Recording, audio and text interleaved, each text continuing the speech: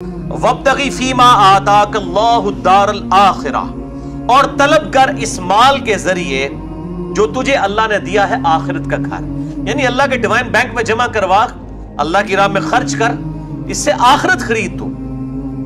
وَلَا تَنْسَ نَصِيبَكَ مِنَ الدُّنْيَا، اور دنیا میں اس میں سے اپنا نصیب فراموش مت کر، جو بخاری و مسلم میں حدیث ہے کہ انسان کا مال وہ ہے جو اس نے کھا کے ختم کر لیا یا پہن کر بسیدہ کر لیا یا اللہ کی راہ میں خرچ کر کے آخرت کے لیے سٹور کر لیا، باقی تو اس کے ورثاء کا مال ہے۔ تو اس دنیا کے مال میں سے نصیب جو ہے، یعنی لوگوں کے کو خرچ کر کے غرباء پہ آخرت میں اپنا حصہ کر۔ وَأَحْسِن كَمَا أَحْسَنَ اللَّهُ إِلَيْكَ، اور احسان کر اس مال کے ذریعے غرباء پر جس طرح اللہ نے تجھ پر احسان کیا ہے۔ وَلَا تَبْغِ الْفَسَادَ فِي الْأَرْضِ، اور مت خواہش کر زمین میں فساد مچانے کی۔ إِنَّ اللَّهَ لَا يُحِبُّ الْمُفْسِدِينَ، بے شک اللہ تعالیٰ فساد کرنے والوں کو پسند نہیں فرماتا۔ اب قارون کو جب لوگوں نے سمجھایا کہ بھائی اس کو اللہ کی راہ میں خرچ کر، کم از کم جو ڈیٹم لیول کے اوپر زکوٰۃ والا معاملہ ہے وہ تو دے، تو بجائے یہ کہ وہ اپنی اصلاح کرتا، وہ آگے سے کیا کہتا ہے؟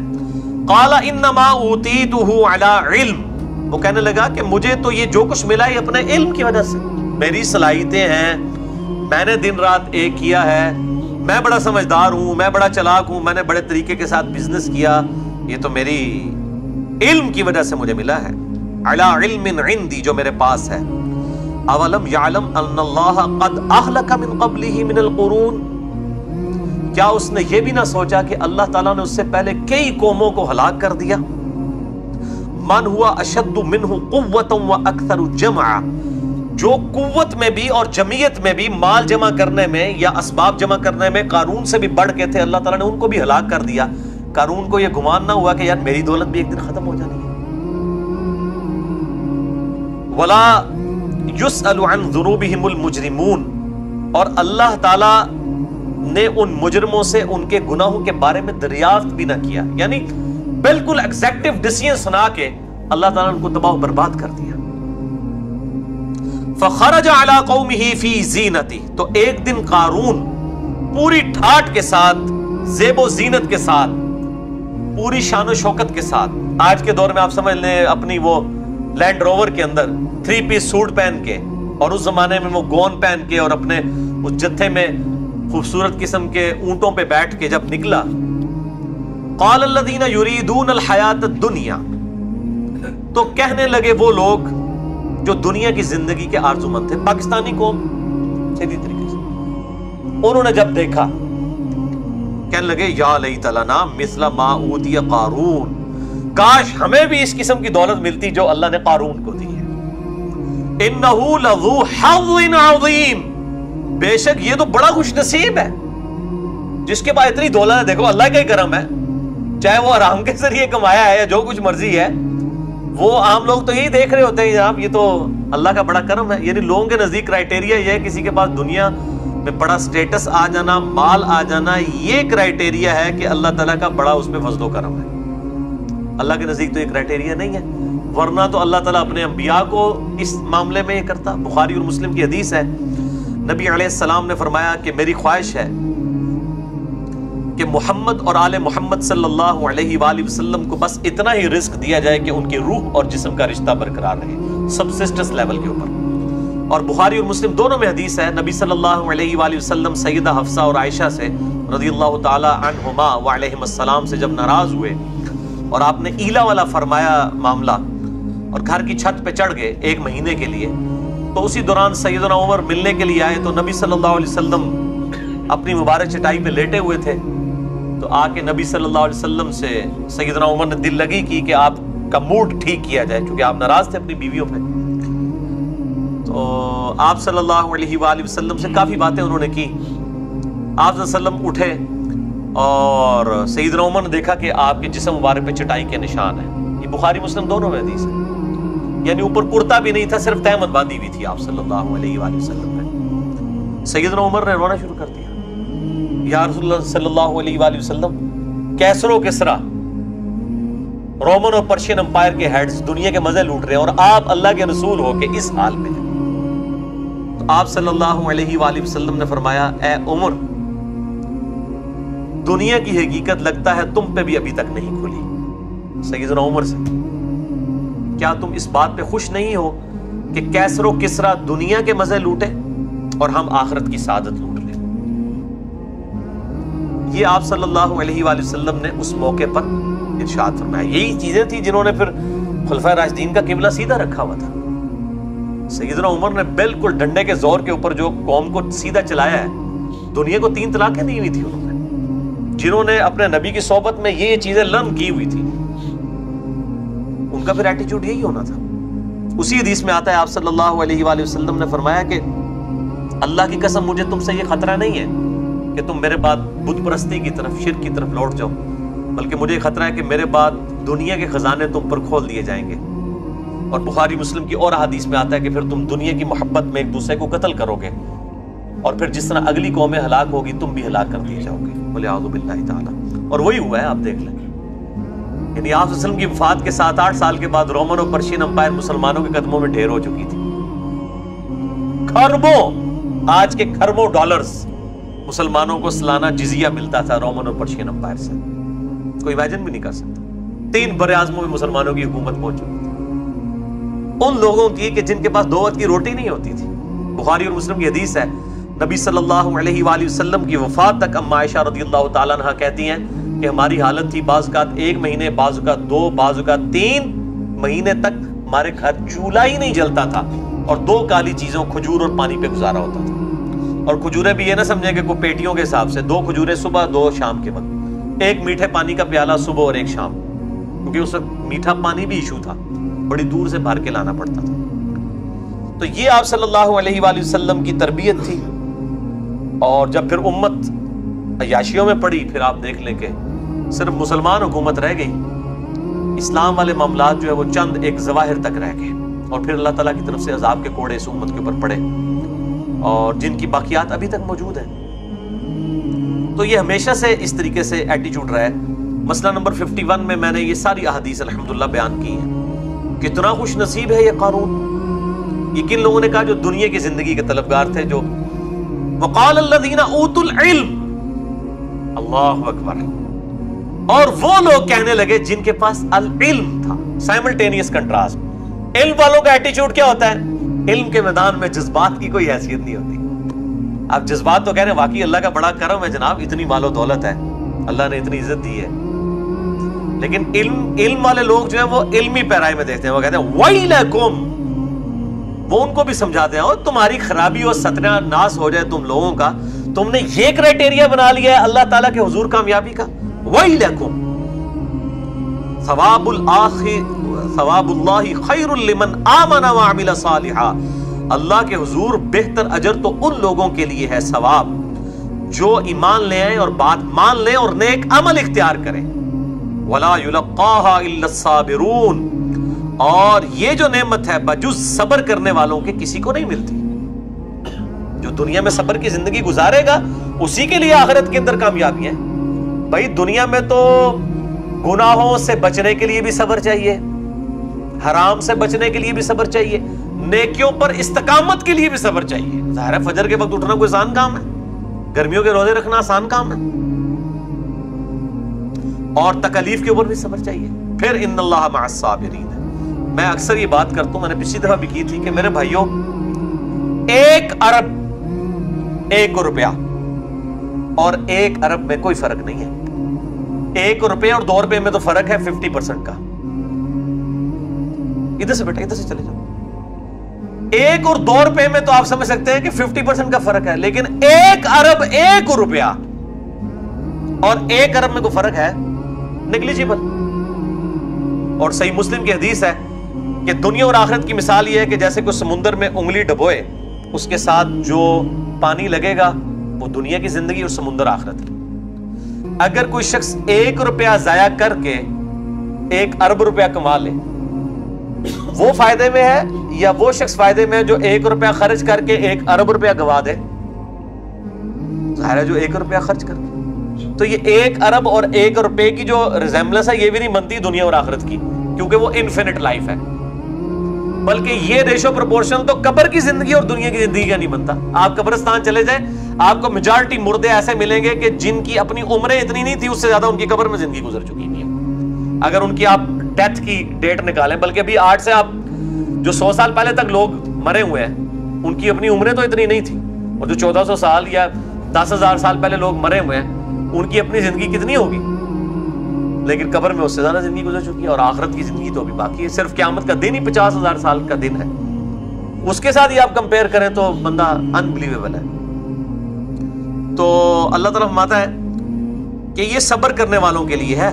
ان لوگوں نے کہا فَخَسَفْنَا بِهِ وَبِدَارِهِ الْأَرْضِ, پس ہم نے غرق کر دیا فرعون قارون کو بھی اور اس کے گھر کو بھی زمین میں, یعنی وہ اپنی دولت کے سمیت زمین میں دھسا دیا گیا. وَلِعَوْذُ بِاللَّهِ تَعَالَى فَمَا كَانَ لَهُ مِنْ فِئَةٍ يَنْصُرُونَهُ, تو کوئی ایسی جماعت نہیں تھی جو ہمارے مقابلے پہ اس کی مدد کر سکتی, من دون اللہ, اللہ کے مقابلے پر. وَمَا كَانَ مِنَ الْمُنْتَصِرِينَ, اور نہ ہی وہ اپنا انتقام لے سکا. اللہ سے کون انتقام لے سکتا ہے؟ وَأَصْبَحَ الَّذِينَ تَمَنَّوْا مَكَانَهُ بِالْأَمْسِ, اب وہ لوگ جنہوں نے کل تک تمنا کی تھی کہ اسی بھی اس طرح دے امیر ہوتے, جب انہوں نے دیکھا کہ اپنی دولت کے سمیت دھسا دیا گیا زمین میں, انہوں نے صبح اس حال میں کی کہ وہ آرزو کر رہے تھے, یقولون وَيْكَأَنَّ اللَّهَ يَبْسُطُ الرِّزْقَ لِمَن يَشَاءُ مِنْ عِبَادِهِ وَيَقْدِرُ, اوہ اب پتا چلا کہ اللہ تعالیٰ جسے چاہتا ہے رزق کشادہ دیتا ہے, جسے چاہتا ہے تنگ کر لیتا ہے. یعنی رزق کا زیادہ یا کم ہونا اس کی بزرگی کی, اللہ کے حضور کامیابی کی دلیل نہیں ہے. لولا امن اللہ علینا لخسف بنا, اگر اللہ ہم پر احسان نہ کرتا تو ہم بھی زمین میں دھسا دیے جاتے. یعنی اگر یہ اینڈ یہی ہونا تھا قارون کا, تو شکر ہے اللہ تعالیٰ نے ہمیں دولت نہیں دی ہے. اگر یہی اینڈ ہونا تھا, شکر ہے اس اللہ کا, اگر اللہ کا ہم پر فضل نہ ہوتا تو ہم بھی زمین میں دھسا دیے جاتے. وَيْكَأَنَّهُ لَا يُفْلِحُ الْكَافِرُونَ, اور اب پتا چلا, افسوس اب پتا چلا کہ جو ناشکرے لوگ ہیں وہ کبھی فلاح نہیں پا سکتے. یہ ناشکری تھی نا قارون کی. قارون کو کافر نہیں تھا, مسلمان تھا, حضرت موسیٰ علیہ السلام کا امتی تھا, بس ایک اللہ تعالیٰ کی راہ میں جو خرچ کرنے والا معاملہ ہے اس میں اس نے غلط رویہ اختیار کر لیا. وَلِعَوْذُ بِاللَّهِ تَعَالَى. تو یہ میرے بھائیوں بہت ایک سمجھ لیں عبرت انگیز واقعہ ہے اس بنی اسرائیل کی امت کے اندر, ایک بہت بڑا واقعہ جس کو اللہ تعالیٰ نے بیان کیا ہے ہماری عبرت کے لیے. اب دیکھ لیں قرآن میں ہر ایک وہ واقعہ موجود ہے جس کے اندر میں سمجھتا ہوں یہ تو پاکستانی قوم کے لیے عبرت ہے. یہ جو جعلی قسم کی اور جھوٹی من گھڑت روایتیں ٹی وی کے اوپر حدیث نبوی کے نام پہ چلاتے رہتے ہیں, اس کی بجائے یہ کم از کم یہ ایک رکوع ہی جو ہے نا وہ 2-3 دن کے بعد چلا دینا تو یہ پناما والے ایشوز نہ سامنے آتے ہیں. کم از کم لوگ جھنجھوڑے تو جاتے ہیں, کیونکہ لوگوں کو مطلب آخرت کے حوالے سے کوئی شرم و حیا نہیں ہے. وہ سمجھتے ہیں دنیا کی جو دولت ہے یہ سب کچھ ہے. وَلِعَوْذُ بِاللَّهِ تَعَالَى. تِلْكَ الدَّارُ الْآخِرَةُ نَجْعَلُهَا لِلَّذِينَ لَا يُرِيدُونَ عُلُوًّا فِي الْأَرْضِ وَلَا فَسَادًا, یہ آخرت کا گھر ہم مخصوص کر دیں گے اس کی نعمتوں کو ان لوگوں کے لیے جو زمین میں سرکشی نہیں کرتے اور نہ فساد برپا کرتے ہیں. وَالْعَاقِبَةُ لِلْمُتَّقِينَ, اور انجام اچھا تو صرف ڈر جانے والوں کا ہے, پرہیزگار لوگوں کا, جو اللہ سے ڈر جائیں کہ کسی نے ہماری مرضی کے بغیر ہمیں پیدا کیا, وہ ہمارے ساتھ کچھ بھی کر سکتا ہے, بس اسی کے تابع فرمان ہو جائیں ان کے لیے. مَنْ جَاءَ بِالْحَسَنَةِ فَلَهُ خَيْرٌ مِّنْهَا, جو کوئی اللہ تعالیٰ کے پاس نیکی لے کر آئے گا تو اس کا صلہ اس سے بہتر پائے گا, جو سورۃ النام میں ہے نا, مَنْ جَاءَ بِالْحَسَنَةِ فَلَهُ عَشْرُ أَمْثَالِهَا, جو کوئی ایک نیکی بھی لے کر آئے گا وہ 10 گنا پائے گا. وَمَنْ جَاءَ بِالسَّيِّئَةِ, اور جو کوئی برائی کے ساتھ آئے گا, فَلَا يُجْزَى الَّذِينَ عَمِلُوا السَّيِّئَاتِ إِلَّا مَا كَانُوا يَعْمَلُونَ, تو اللہ تعالیٰ تو بدلہ نہیں دے گا اس کے گناہوں کے بدلے میں اتنا ہی مگر جو اس نے اعمال کیے ہوں گے. یعنی ایک برائی کے بدلے ایک برائی کے ایکویلنٹ اس کو عذاب ہوگا, لیکن نیکی اللہ تعالیٰ اس کی قدر کرنے والا ہے, وہ کئی گنا بڑھا کر اس کو صلہ دے گا. الحمدللہ. ان الذی فرض علیک القرآن، بے شک اے محبوب صلی اللہ علیہ وآلہ وسلم اللہ تعالیٰ نے یہ قرآن کی تبلیغ آپ پر فرض کر دی ہے، جو سورۃ الانعام کی بھی آیت نمبر 19 میں آیا وَأُوحِيَ إِلَيَّ هَذَا الْقُرْآنُ، اور یہ قرآن ہے محبوب صلی اللہ علیہ وآلہ وسلم آپ فرما دیں میری طرف اس لیے وحی کیا گیا ہے لِأُنذِرَكُمْ بِهِ وَمَنْ بَلَغَ، کہ اس قرآن کے ذریعے میں تمہیں بھی ڈر سنا دوں اور ہر اس شخص کو جس تک یہ قرآن کی دعوت پہنچ جائے۔ تو اے نبی صلی اللہ علیہ وسلم ہم نے آپ پہ فرض کر دیا ہے قرآن کی دعوت۔ اب آپ صلی اللہ علیہ وسلم کی انسٹرومنٹ آف دعوت کیا ہے؟ قرآن۔ مسئلہ نمبر 85 میرا اسی پہ ریکارڈڈ ہے، قتال اور قرآن، قرآن اور قتال ہمارے محبوب صلی اللہ علیہ وآلہ وسلم کی دو خصوصیات۔ انسٹرومنٹ آف دعوت قرآن ہے، اور سورۃ الفرقان میں بھی آیا فَلَا تُطِعِ الْكَافِرِينَ وَجَاهِدْهُمْ بِهِ جِهَادًا كَبِيرًا، اے محبوب صلی اللہ علیہ وآلہ وسلم کافروں کی باتوں کی پرواہ نہیں کرنی، اس کتاب کے ذریعے بڑا جہاد کرنا ہے۔ بڑا جہاد کیا؟ دعوت الی القرآن۔ قرآن کی دعوت آ گئی تو ساری چیزیں اس کے اندر ہیں۔ تو اے نبی صلی اللہ علیہ وآلہ وسلم ہم نے آپ پر فرض کیا ہے اس قرآن کی تبلیغ کو، لَرَادُّوكَ إِلَى مَعَادٍ، تاکہ اللہ تعالیٰ آپ کو وہیں پر واپس لے آئے جہاں پہ آپ چاہتے ہیں۔ یعنی آپ کو اہل مکہ نے نکالا تھا، اس دعوت قرآن کو آپ عام کریں، ایک دن آئے گا کہ آپ فاتح ہو کر مکے کی سرزمین میں واپس آئیں گے۔ اور پھر لوگوں نے دیکھا کہ 8 سال کے اندر اندر آپ صلی اللہ علیہ وآلہ وسلم فاتح کی حیثیت سے داخل ہوئے اور اپنے جانی دشمنوں کو بھی معاف کر دیا جن سے تکلیف اٹھائی ہوئی تھی۔ قُلْ رَبِّي أَعْلَمُ مَنْ جَاءَ بِالْهُدَىٰ، اے نبی صلی اللہ علیہ وآلہ وسلم آپ فرما دیجئے میرا رب خوب جانتا ہے جو ہدایت یافتہ ہو، وَمَنْ هُوَ فِي ضَلَالٍ مُبِينٍ، اور اس کو بھی جو کھلی گمراہی میں۔ یہ حساب کتاب اللہ نے رکھا ہوا ہے، قیامت الدن بتا دے گا، لیکن اس دن بتانے کا فائدہ کوئی نہیں ہوگا۔ فائدہ تب ہے جب ہمیں مرنے سے پہلے ہمیں پتہ چل جائے کیا حق اور کیا باطل ہے۔ وَمَا كُنْتَ تَرْجُو أَن يُلْقَىٰ إِلَيْكَ الْكِتَابُ، اور اے نبی صلی اللہ علیہ وآلہ وسلم آپ کو تو قطعاً یہ امید نہیں تھی کہ آپ کے اوپر کتاب نازل ہوگی، إِلَّا رَحْمَةً مِّن رَبِّكَ، محض یہ آپ کے رب کی رحمت ہے، فَلَا تَكُونَنَّ ظَهِيرًا لِلْكَافِرِينَ، تو دیکھیے آپ پھر کافروں کے مددگار مت بنیے گا۔ یہ بڑی اہم آیت ہے، سورہ قصص آیت نمبر 86، کہ نبی صلی اللہ علیہ وآلہ وسلم کو فرمایا جا رہا ہے کہ آپ کو کوئی قطعاً یہ امید نہیں تھی کہ آپ کو یہ کتاب دی جائے گی۔ یعنی آپ صلی اللہ علیہ وآلہ وسلم کی جب عمر مبارک 40 سال ہوئی لیونر ایئرز کے اعتبار سے اور سولر ایئرز کے اعتبار سے سمجھ لیں تقریباً کوئی 38.5 سال، اس وقت اچانک دنیا سے دل اچاٹ ہوا۔ اس سے پہلے بھی آپ اللہ کی حفاظت میں تھے، لیکن آپ صلی اللہ علیہ وآلہ وسلم کو خود نہیں پتا تھا کہ میں اللہ کا پیغمبر ہوں، جب تک کہ اللہ نے مبعوث نہیں کیا۔ اسی لیے تو بخاری مسلم میں آتا ہے جب پہلی وحی نازل ہوئی تو آپ پہ کیا کیفیت طاری ہوئی، ورنہ تو آپ صلی اللہ علیہ وسلم خوشی خوشی آتے اور کہتے کہ میں 40 سال سے جس مبارک لمحات کا انتظار کر رہا تھا وہ آ گئے۔ پھر آپ کی بیوی آپ کو ورقہ بن نوفل کے پاس لے گئی جو عیسائی عالم دین تھے، جن کے پاس پروفیسیز موجود تھیں بنی اسرائیل کی کتابوں میں سے۔ انہوں نے کہا ان قریب اللہ تعالیٰ آپ کو پیغمبر بنا کے مبعوث کرے گا، لیکن آپ کی یہ قوم جو آپ سے اتنی محبت کرتی ہے وہ آپ کو اس جگہ سے نکال دے گی۔ حضور نے کہا مجھے صادق اور امین کہتے ہیں، میں سب کی آنکھوں کا تارا ہوں، مجھے نکال دیں گے؟ انہوں نے کہا محمد صلی اللہ علیہ وآلہ وسلم آپ سے پہلے جس نے بھی اس دعوت توحید کو بلند کیا اس کے ساتھ یہی کچھ کیا، آپ کے ساتھ بھی ایسا ہوگا، کاش میں اس وقت تک زندہ رہا تو میں آپ کی مدد کروں گا، لیکن وہ پہلے ہی فوت ہو گئے۔ آپ صلی اللہ علیہ وسلم کو نبی بنا کے اس وقت مبعوث کیا گیا، اور پھر بعد میں رسالت عام کرنے کا جو حکم آیا وہ 3 سال کے بعد آیا، اس سے پہلے صرف قریبی رشتہ داروں کے لیے حکم آیا تھا۔ تو اے نبی صلی اللہ علیہ وآلہ وسلم آپ کو قطعاً یہ امید نہیں تھی کہ یہ کتاب آپ کی طرف نازل ہوگی، بلکہ یہ تو اللہ کی رحمت ہے، تو آپ کافروں کے مددگار مت بنیے گا۔ وَلَا يَصُدُّنَّكَ عَنْ آيَاتِ اللَّهِ، اور خیال رہے وہ ہرگز نہ روکیں آپ کو اللہ کی آیات سے، بعد اذ انزلت الیک، بعد اس کے کہ وہ آیات آپ پر نازل ہو چکی ہیں، کافر آپ کو اس سے بھجلا نہ دیں اس راہ حق سے۔ وَادْعُ إِلَىٰ رَبِّكَ وَلَا تَكُونَنَّ مِنَ الْمُشْرِكِينَ، اور آپ لوگوں کو بلائیے اپنے رب کی طرف اور آپ شرک کرنے والوں میں شامل نہ ہوئیے گا۔ وَلَا تَدْعُ مَعَ اللَّهِ إِلَٰهًا آخَرَ، اور مت آپ پکاریے گا اللہ تعالیٰ کے ساتھ کسی اور الہ کو۔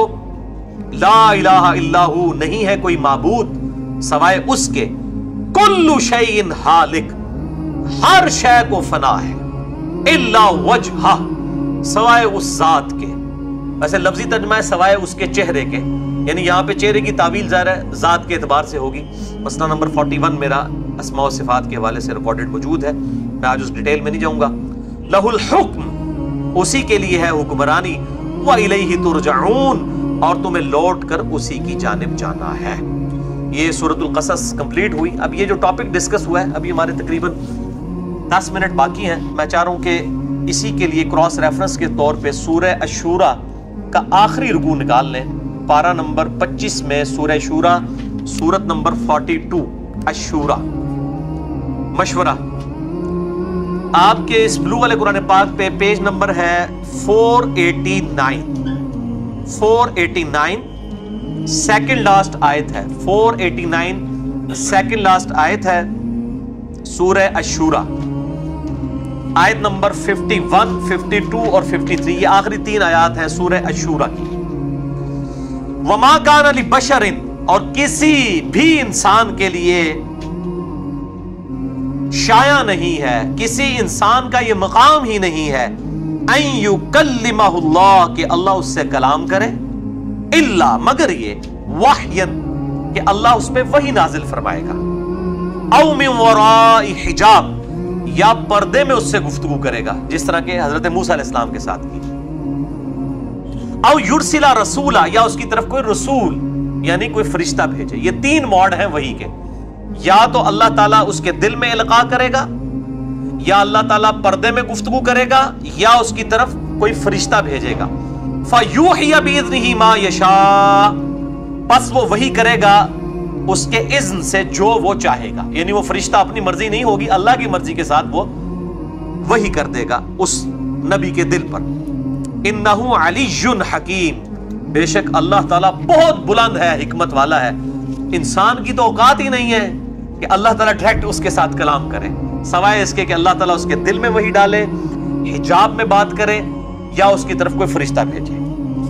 وَكَذَلِكَ أَوْحَيْنَا، اور اسی طریقے سے اے نبی صلی اللہ علیہ وآلہ وسلم ہم نے آپ کی طرف بھی وحی کی. روحًا مِّنْ أَمْرِنَا، اپنی طرف سے روح، یعنی یہ قرآن، روح قدس کے ذریعے. مَا كُنْتَ تَدْرِي مَا الْكِتَابُ وَلَا الْإِيمَانُ، آپ صلی اللہ علیہ وآلہ وسلم اس قرآن کے نزول سے پہلے نہ تو کتاب کو جانتے تھے اور نہ ہی ایمان کو. ایمان کی تفصیلات، ایک تو بیسک لیول کا ایمان ہے نا، ایک گاڈ کو ماننا، وہ تو ٹھیک. ایمان کی تفصیلات، کیا تقاضے ہیں، ان کی ڈیٹیلز کیا ہیں، اس قرآن کے نزول سے پہلے آپ نہیں جانتے تھے. ما کنت تدری ما الکتاب ولا الایمان، آپ نہ کتاب کو جانتے تھے نہ ایمان کو. ولیکن، لیکن جعلناہ نورا نہدی بہ من نشاء من عبادنا، ہم بنا دیتے ہیں اپنی طرف سے نور ہدایت اپنے بندوں میں سے جس کے لیے چاہتے ہیں. یعنی یہ نور ہدایت آپ کی طرف آیا جو صحیح بخاری میں حدیث ہے کہ سیدنا ابوبکر صدیق رضی اللہ تعالیٰ عنہ کا خطبہ ہے صحیح بخاری کے اندر، کتاب الاعتصام بالکتاب والسنہ چیپٹر میں، کہ انہوں نے کہا کہ نبی صلی اللہ علیہ وسلم کو اللہ تعالیٰ نے اس قرآن کے ذریعے کامل ہدایت عطا فرمائی، اور اب ہماری ہدایت کا ذریعہ بھی قیامت تک کے لیے اللہ کی کتاب ہے. تو اس نبی صلی اللہ علیہ وآلہ وسلم کو ہم نے اس کامل ہدایت تک پہنچا دیا.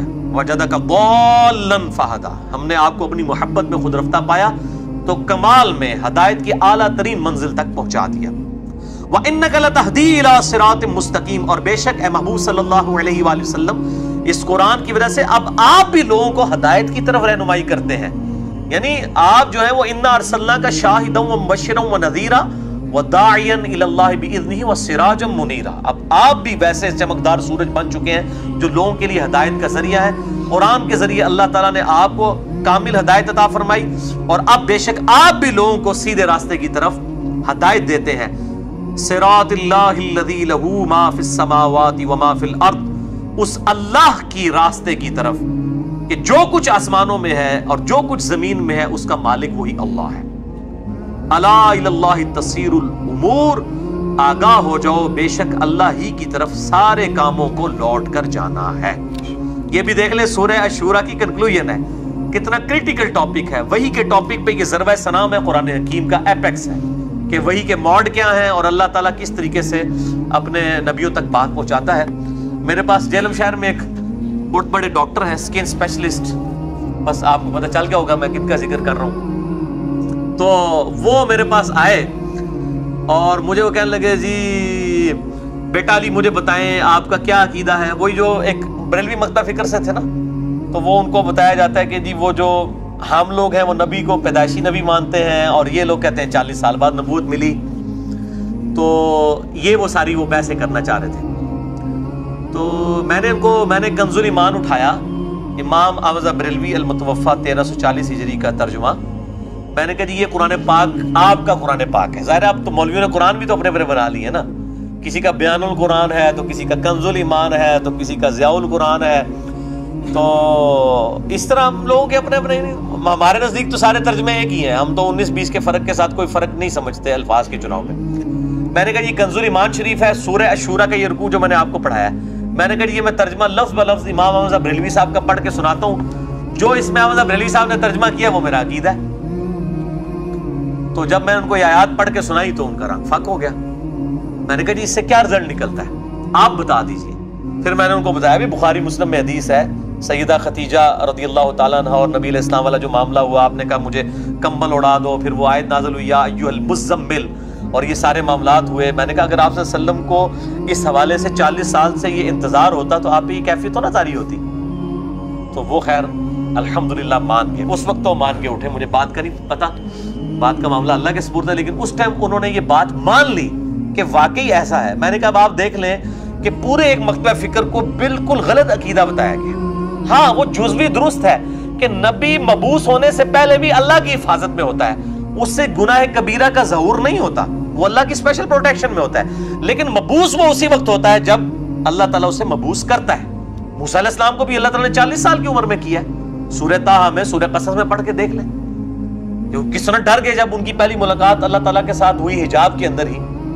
تو پھر اللہ نے کہ ہم نے تجھے چن لیا ہے نبوت کے لیے. انہوں نے آگے سے نہیں کہا کہ ہاں یا اللہ میں تو بچپن سے انتظار کر رہا تھا کہ کب آپ سے ملاقات ہوگی. ٹھیک ہے, تو یہ اللہ تعالیٰ اسپیشل پروٹیکشن میں رکھتا ہے, لیکن مبعوث کرتا ہے. پہلے وہ ڈائنامک لائف پروفٹ گزارے ہوتے ہیں, پھر ان کو اس میں سے اٹھایا جاتا ہے تاکہ اللہ تعالیٰ چیز ثابت کرے کہ اللہ تبارک و تعالیٰ ہر چیز کے اوپر قادر ہے, وہ جو چاہے کر سکتا ہے. ایک ایسے شخص کو جو یتیم ہے, اور ایسا شخص کے جس کو باپ کی شفقت نہیں ملی ہے, ماں کی محبت اس طریقے سے نہیں ملی ہے, اور اس شخص کو اللہ تعالیٰ نے, اور جو کسی سے دنیاوی تعلیم پڑھا ہوا بھی نہیں ہے, کوئی یونان میں بھی نہیں پیدا ہوا جو اس وقت علم کا گڑھ تھا, اور عرب کی امیین میں پیدا ہوا ہے, اور اللہ تعالیٰ اس کے ذریعے جو ہے وہ ہزاروں سال کی بڑی بڑی سلطنتیں, رومن اور پرشین امپائر الٹنے والا ہے, اور صرف چند سالوں کے اندر 3 براعظموں میں اس کی دعوت پھیلنے والی ہے. جو مسند احمد میں صحیح سند کے ساتھ حدیث ہے, دلائل النبوہ امام بیہقی کی کتاب میں موجود ہے کہ آپ صلی اللہ علیہ وآلہ وسلم نے فرمایا میں دعائے ابراہیم ہوں, میں عیسیٰ علیہ السلام کی بشارت ہوں, اور میں اپنی ماں کا خواب ہوں جو انہوں نے پیدائش کے وقت دیکھا کہ ان کے لیے ایک نور ظاہر ہوا جس سے شام کے محلات بھی روشن ہو گئے. یعنی آپ کی والدہ کو یہ بات دکھا دی گئی تھی کہ یہ آپ کا بیٹا غیر معمولی صلاحیتوں والا ہے, لیکن ظاہر یہ چیز کلیئر نہیں تھی کسی کو کہ یہ پیغمبر بنیں گے. ظاہر ہے کہ دنیا میں کئی جنگجو بادشاہ بھی ہوئے جنہوں نے مطلب کتنی امپائرز جو ہیں وہ قائم کی ہیں. یہ اس لیول تک کلیئرنس کسی کو نہیں تھی کہ آپ صلی اللہ علیہ وآلہ وسلم کے ساتھ یہ معاملہ ہونے والا ہے. اور یہ سورہ قصص کی آیات بھی اور سورہ الشورى کی آیات بھی بالکل عقیدہ واضح کر دیتی ہیں. باقی ہمارا کام صرف لوگوں کو سمجھانا ہے. کسی نے بات ماننی ہے مانے, نہیں ماننی بری لگتی ہے, اس کا دل نہیں مانتا, اس کے اپنے فرسودہ نظریات جو آباء و اجداد سے چلتے آ رہے ہیں وہ انہی کو ہی صحیح سمجھتا ہے, تو بھئی گھوٹ کے کسی کو کھول کے حق تو نہیں پلایا جا سکتا, صرف بتایا ہی جا سکتا ہے, ایک رونا ہی رویا جا سکتا ہے. باقی جب مرنے کے بعد خود بخود حق واضح ہو جائے گا الحمدللہ. اور جو بندہ بات ماننا چاہتا ہے اس کے لیے قرآن میں ہدایت ہے, اور جو بات نہیں ماننا چاہتا اس کو تو اللہ تعالیٰ نے فرما دیا ہے کہ ایسے شخص کو تو تم چھوڑ دو. اے نبی صلی اللہ علیہ وسلم, وَيَتَجَنَّبُهَا الْأَشْقَى, جو شقی ہو چکا ہے, بدبخت, آپ کی بات نہیں سننا چاہتا, اس شخص کو آپ چھوڑ دیں. وَيَتَجَنَّبُهَا الْأَشْقَى الَّذِي يَصْلَى النَّارَ الْكُبْرَى, ایسے شخص کو ہم اس بڑی آگ پہ پیش کریں گے. ثُمَّ لَا يَمُوتُ فِيهَا وَلَا يَحْيَا, پھر وہ اس کے بعد نہ زندوں میں ہوگا نہ مردوں میں. قَدْ أَفْلَحَ مَنْ تَزَكَّى, بے شک کامیاب تو وہ ہوا جس نے اپنا تزکیہ کیا. وَذَكَرَ اسْمَ رَبِّهِ فَصَلَّى, اور اپنے رب کا نام لے کر نماز پڑھی. بل تؤثرون الحیات الدنیا، لیکن اصل مرض تمہارا یہ ہے کہ تم دنیا کی زندگی کی پرائورٹی کو، اس کو ترجیح سمجھتے ہو۔ والآخرۃ خیر وابقیٰ، جبکہ آخرت ہمیشہ ہمیش کے لیے ہے اور بہتر بھی ہے۔ ان ھذا لفی الصحف الاولیٰ، بس یہی ایک کانٹے کی بات، یہی ایک یونیورسل ٹروتھ، یہی سب سے بڑی حقیقت تھی جو پچھلے سارے صحائف میں، الہامی کتابوں میں تھی۔ صحف ابراہیم و موسیٰ، چاہے وہ موسیٰ علیہ السلام کے صحائف ہوں یا ابراہیم علیہ السلام کے، اس قرآن سے پہلے جتنی کتابیں تھیں ان کا لب لباب یہی ہے۔ بل تؤثرون الحیات الدنیا والآخرۃ خیر وابقیٰ ان ھذا لفی الصحف الاولیٰ صحف ابراہیم و موسیٰ۔